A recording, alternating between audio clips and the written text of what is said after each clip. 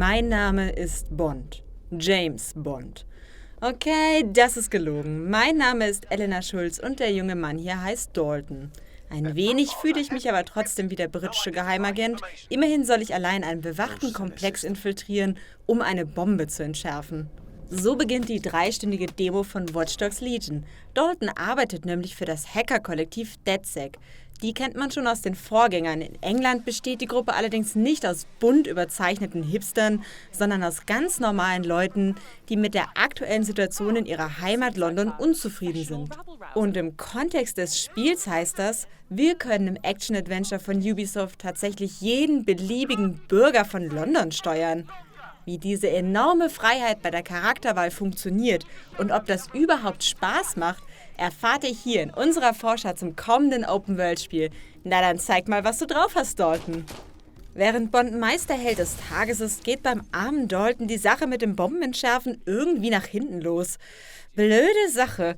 Noch blöder, der mysteriöse Schuldige namens Zero Day hängt den Anschlag ausgerechnet DedSec an. Wir müssen also unsere Unschuld beweisen. Währenddessen befindet sich die Stadt im Ausnahmezustand. Der private Militärkonzern Albion soll deshalb für Recht und Ordnung sorgen. Der ist aber natürlich ganz und gar nicht gut, auf uns als potenzielle Terroristen zu sprechen. Die Prämisse klingt erstmal spannend und sogar vergleichsweise düster. Lasst euch aber nicht täuschen, Watch Dogs Legion kehrt nicht zu einer ernsten Rachestory wie im ersten Teil zurück. Und auch wenn es sich vom aktuellen Weltgeschehen inspirieren lässt, solltet ihr keinen politischen Kommentar erwarten. No, you've just damned us both. Look, I'll upload the intelligence onto an anonymous FTP. It'll explain everything. Stattdessen tauscht unser Hacker-Kollektiv trotz der heiklen Lage meist lockere Sprüche aus. Während die beim zweiten Teil eher unangenehm aufgesetzt statt cool wirkten, kaufen wir sie KI Bagley und Punkdame Sabine viel eher ab.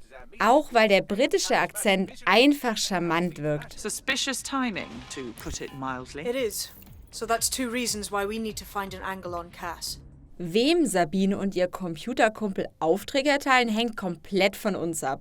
Denn wir können ja jeden in Watch Dogs Legion steuern und diese x-beliebigen Personen tauchen sogar voll vertont in Zwischensequenzen auf. Sie sollen auch eigene Hintergrundgeschichten und Persönlichkeiten mitbringen. In der Demo zeigte sich das bisher aber nur über kleine Nuancen.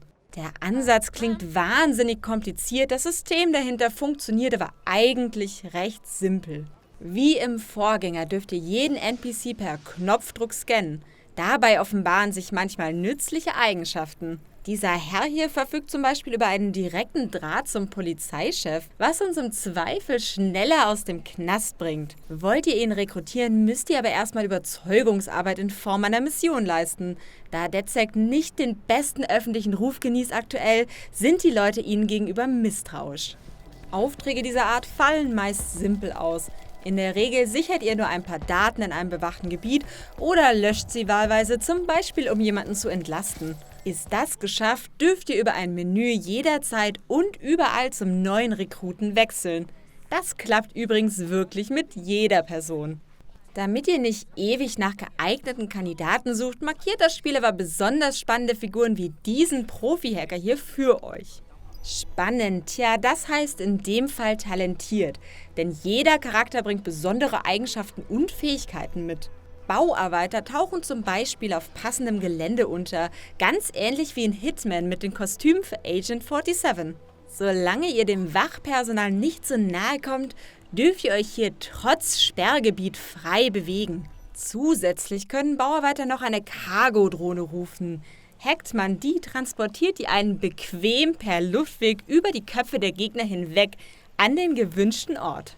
Mühsames Vorbeischleichen ist dann nicht mehr nötig. Andere Figuren dürfen solche Drohnen übrigens ebenfalls hacken, direkt dabei hat sie aber nur unser Baustellenprofi hier. Hacker manipulieren Geräte dafür auf andere Arten und übernehmen zum Beispiel feindliche Wachdrohnen. Plötzlich kann ich seelenruhig das Feindgebiet überfliegen, scannen, hacken und sogar meine Gegner attackieren, ohne dass die überhaupt wissen, wie ihnen geschieht. Polizisten wiederum können Gegner einfach festnehmen und damit ohne Gewalt außer Gefecht setzen. Apropos festnehmen, erledigen die Gegner euch, landet ihr ebenfalls im Knast, selbst als Polizist. Tja, dann müsst ihr wohl oder übel zu einer anderen Figur wechseln. Sind keine mehr übrig, kommt aber wieder eine aus dem Gefängnis frei. Dahinter verbirgt sich ein fantastischer Weg, um Checkpoints und lästige Wiederholungen zu umgehen. Bei einer Mission habe ich mich zum Beispiel etwas doof angestellt und bin mehrmals verhaftet worden.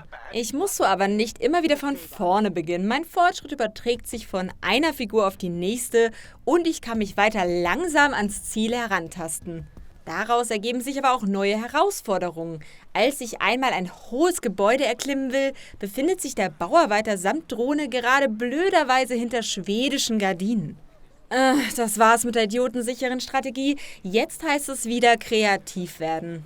Weil ihr nicht immer für jede Situation den passenden Kandidaten dabei habt, lässt euch Watch Dogs Legion wie im Vorgänger aber noch auf Gadgets und Waffen zurückgreifen. Über einen Spinnenroboter könnt ihr Sperrgebiete heimlich auskundschaften und Geräte hacken, die sonst nicht in eurem Sichtfeld wären. Und über geschickt platzierte Schockfallen lassen sich Gegnerdrohnen und Fahrzeuge kurzzeitig außer Gefecht setzen. Für Schussgefechte greift ihr auf Klassiker wie Pistolen, Schrotflinten und mehr zurück. Während die Fähigkeiten den einzelnen Personen fest zugeordnet sind, dürft ihr die Ausrüstung aber beliebig austauschen. Beim Anspielen fasziniert an der Idee der freien Charakterwahl vor allem, dass es sich im Prinzip um ein komplett flexibles Skillsystem handelt. Wollt ihr eine bestimmte Fähigkeit, müsst ihr nur nach der passenden Person suchen, statt erst mühsam die gewünschten Perks freizuspielen oder Punkte zu verteilen. Das ermöglicht auch völlig unterschiedliche und teils sehr kreative Herangehensweisen. Wer die individuellen Fähigkeiten der Londoner Bürger ignoriert, macht es sich deutlich schwerer und verpasst damit das Beste am neuen Watch Dogs. Mit Hacker, Polizistin und Bauarbeiter konnten wir außerdem erst einen Bruchteil der möglichen Helden samt Fähigkeiten ausprobieren. Was ist zum Beispiel mit der Omi aus dem ersten Gameplay-Trailer? Ich kann kaum erwarten zu sehen, ob sie Wüstlinge mit Handtaschen verprügelt oder andere Talente mitbringt. Und dass Spione über Fahrzeuge mit Tarnvorrichtung oder gar Raketen verfügen sollen? Mann, das klingt auch spannend. Ha, nimm das, Dalton. Ich darf doch noch James Bond sein. Zieht Ubisoft das Feature am Ende konsequent durch, könnte jede neue Rolle das Gameplay wieder komplett umdrehen und für ordentlich Abwechslung sorgen. Abseits der Skills bringt uns mit Hacken, Schleichen und Schießen aber wieder das klassische Watch Dogs Gameplay ans Ziel. Das Ziel an sich fällt am Ende in der Regel aber recht unspektakulär aus. Wir sollen mal Daten stehlen, mal welche zerstören und dann zwischendurch auch mal jemanden retten. Wie zum Beispiel einen entführten Whistleblower in einer der Hauptmissionen der Demo. Der Weg ist hier aber ohnehin das Ziel, da wir uns meist auf einem Hacking-Spielplatz mit unzähligen Möglichkeiten austoben dürfen. Um den armen Kerl aufzuspüren, müssen wir erst am Entführungsort Schaltkreise verknüpfen. Das simple Hacking-Minispiel, bei dem ihr im Prinzip Knotenpunkte dreht, gab es schon im Vorgänger. Dann rekonstruiert ihr per Überwachungsdaten den Vorgang, folgt der Route des Fluchtwagens bis zur bereits erwähnten Baustelle und befreit dort den Whistleblower. Dazu könnt ihr Feinde geschickt umgehen oder schaltet sie lautlos von hinten aus. Manchmal sind auch Schlüsselcodes im Areal versteckt, die ergaunert ihr euch einfach per Hack. Hat man keine Lust auf friedlichen Stealth, kann man auch elektronische Geräte in der Umgebung hacken und sie so einfach in Bomben oder Schockminen verwandeln. Das geht sogar vom Blickwinkel einer Kamera oder Drohne aus. Genauso wie das Öffnen von Türen. Für manche Aktionen wie Downloads müsst ihr selbst oder eure Gadgets aber in die Nähe von Zielperson oder Zielobjekt. Schaltet ihr Gegner aus, steigt das Risiko, dass ihre Kollegen sie früher oder später finden. Dann werden sie alarmiert und suchen das Gelände ab. Wenn das passiert, solltet ihr am besten irgendwo versteckt sein, da ihr in der Regel schnell entdeckt werdet. Auch wenn aggressives Vorgehen theoretisch möglich ist, solltet ihr euch den folgenden Schusswechsel lieber ersparen. Zumindest in der Demo spielten sich die Gefechte mit dem Controller alles andere als spaßig. Auch ohne Panzerung halten Feinde viele Treffer aus, während man selbst schnell zu Boden geht. Dank offenbar fehlender Zielhilfen lässt sich das Fadenkreuz mit dem Stick auch nur mühsam auf den gewünschten Gegner platzieren. Umso ärgerlicher, dass man manchmal überhaupt keine Wahl hat. Zum Beispiel, wenn ein Hack den Gegnern die eigene Position verrät, man aber im direkten Umkreis bleiben muss. Bedachtes Vorgehen zahlt sich dafür aus, gerade weil die Umgebungen manchmal in regelrechte Puzzles ausarten. Müsst ihr Sicherheitssysteme deaktivieren, Drohnen ablenken, Geschütztürme umschleichen und Stromkreise wiederherstellen, um Türen zu öffnen, werden genaue Planung und perfektes Timing essentiell. So fordert das neue Watch Dogs unsere grauen Zellen zwischendurch überraschend stark.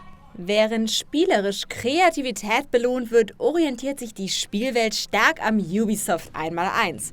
London hebt sich als europäische Großstadt immerhin optisch angenehm von den typischen US-Metropolen ab und verwirrt uns zwischendurch ganz schön mit Linksverkehr. Ein Geisterfahrer? Es sind Hunderte! Umso bekannter sind uns klassische Markierungen für Missionen, Klamottenläden, ansprechbare Personen und selbstverständlich zahlreiche Nebenaktivitäten. Wie zum Beispiel das Fußballdribbeln hier. Okay, das üben wir nochmal, ja? Aber gut, seine Nähe zu GTA konnte und wollte Watch Dogs ja noch nie leugnen. Ähnlich wie in der Rockstar Open World existiert übrigens sogar ein Fahndungssystem. Wollt ihr euch nicht in einer Verfolgungsjagd wiederfinden, solltet ihr eure kriminellen Aktivitäten möglichst geheim halten. Darüber hinaus unterteilt sich die Stadt in unterschiedliche Bezirke. Die bringt ihr ähnlich wie in Assassin's Creed Syndicate unter eure Kontrolle, indem ihr einfach kleine Aufträge absolviert. Nachdem wir mal wieder in klassischer Hackermanier ein paar Daten entwendet oder vernichtet haben, überschreiben wir noch ein elektronisches Propagandaposter der fiesen Militärüberwacher von Albion. Anschließend lässt sich das Gebiet über eine finale Mission übernehmen, was den Einfluss der Organisation schwächt und unseren stärkt. Diese Befreiungsaktion spielt sich dann sogar komplett anders. Wir übernehmen dort eine Drohne und weichen in engen Tunneln heißem Dampf oder Laserstrahlen aus. Das sorgt für ziemlichen Nervenkitzel. Allerdings leider auch, weil sie sich nicht sonderlich präzise steuert. Trotzdem sorgen solche Abschnitte angenehm für Abwechslung. Faire Speicherpunkte lassen darüber hinaus nicht allzu viel Frust aufkommen. Watch Dogs Legion leidet also gerade bei Steuerung und Shooter-Mechanik noch unter einigen Schwächen. Zudem begegnen uns in der Demo noch einige Grafikbugs in der doch recht formelhaft wirkenden Spielwelt. Dafür überzeugen uns schon jetzt Kreativität und Vielfalt bei Hacking, Ausrüstung und Fähigkeiten. Und gerade, dass man jeden NPC steuern kann, klingt auf dem Papier nach Marketing-Blabla, funktioniert im Spiel aber erstaunlich gut.